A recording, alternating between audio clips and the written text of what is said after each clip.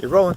Hey, how's it going? We're with Alex with OTI. We're up here on a roof in Hull where they got nailed by Storm Riley in March. And let's check out some of the damage. Now this customer had this roof put on about a year ago, but as you can see, the high winds from Storm Riley took out the cap. Now, well, it just looks like the top piece is missing. The underlying levels are missing too. The one thing you want to look for in Storm Riley is wind damage. So are these going to come up? Not so much. But if you look up top, we have one seriously old roof.